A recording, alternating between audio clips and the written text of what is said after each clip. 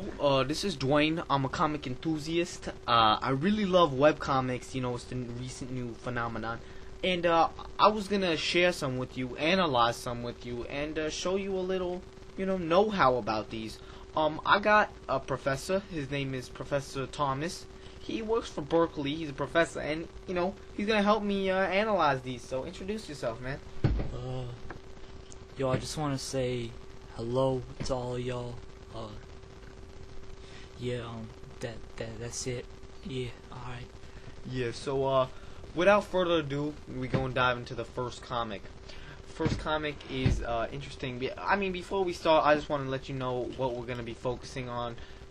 We're gonna try to narrow the focus, work on some aspects, such as basic physical aspect, mental aspect, the metaphysical aspect, epistemological aspect, existential aspects, communist aspects, Freudian aspects, aesthetic aspects, definitely. auditory aspects, visual aspects, likely to be the geographical aspects as definitely. well.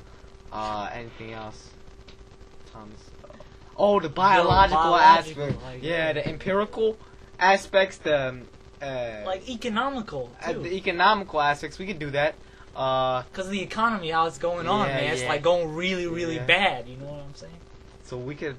I think that's. Oh no! Oh, what wait. about the tactile Oh aspects? man, like the you touch. Yeah. Yo, the I get tactile touched. You get aspects, touched. It's like the what? metaphorical aspects, the allegorical aspects. Yeah. I forgot those three.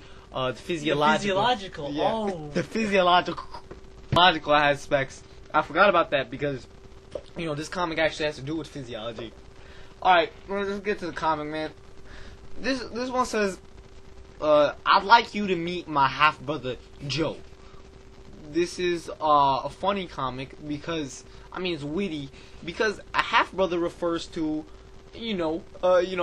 a brother that has the same mother but not the same father, or the same father and not the same mother. Yeah. But you know what the artist did was clever. Yeah. Because he got literally that half brother, like physiologically man. half brother. You feel me? Yeah, that's the aspect we looking at in this comic book. Yeah, we also looking at the physical aspects, the mental aspects, the metaphysical aspects, the epistemological aspects, the existential aspects, the communist aspects, the Freudian aspects, the aesthetic aspects, the I think- auditory aspects, visual aspects, the geographical aspects. You want Yeah, I agree with that. And I know there's more, but I got something to say. What about the biological aspect? I'll tell you about the biological. Think about this, man. You go half your life without your brother, man. That's why you have a half brother. I feel, man, is that so to me, man, I look at this and I feel like half of my life has gone by with looking at this. This is more like, it's not just a comic, it's like a painting to me. And it's like, they say a picture is worth 1,000 words, man. A painting is worth 1,000,000 words, man.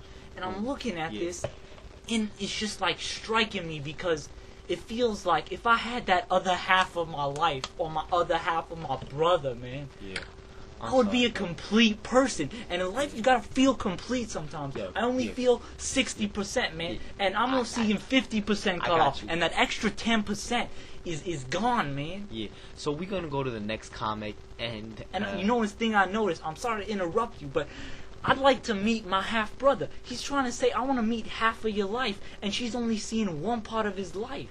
It's just like a crazy world. You see, you know why they say sometimes people are two-faced? Because you see one side and not the other.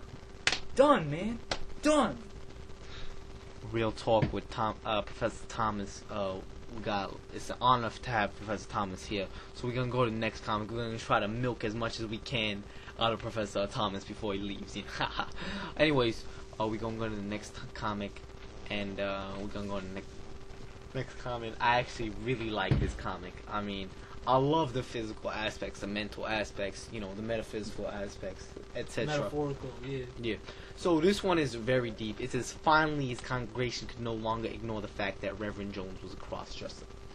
See, this is funny. I didn't get it at first. And then 10 minutes later, it hit me while I was, taking a shower, and I was laughing. I started laughing in the shower. And my mama thought, something was wrong. I said, nah, this comic, cross-dresser. Anyways, in case you don't get it, I'm gonna let you get it right now.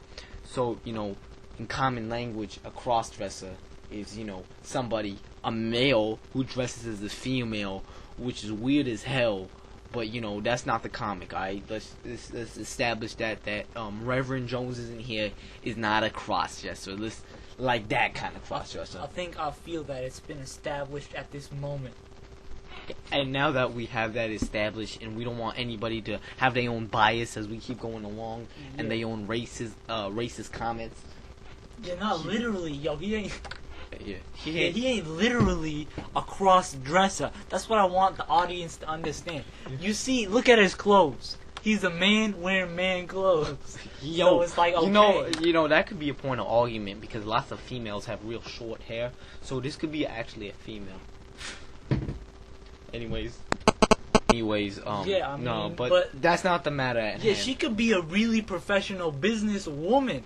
Cause a tie, actually, I think that's a girl now. I think this doesn't make any sense. Because he's actually cross-dressing. That's a girl. That's a woman, man. Because she's being a professional business woman. Let me tell you. In society, they don't accept business. Let me tell you.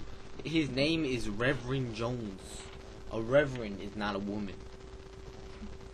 But even though her name is Jones, doesn't prevent the fact that she could be boned. Wait, what? Yo. Alright, back to the comic, man. Yeah, alright.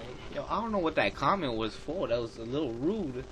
But I apologize. I'm sorry, man. I was just trying to show a point. Sometimes you gotta do exaggerations of things to show points. And so the dress is on the cross, hence it's a cross-dresser.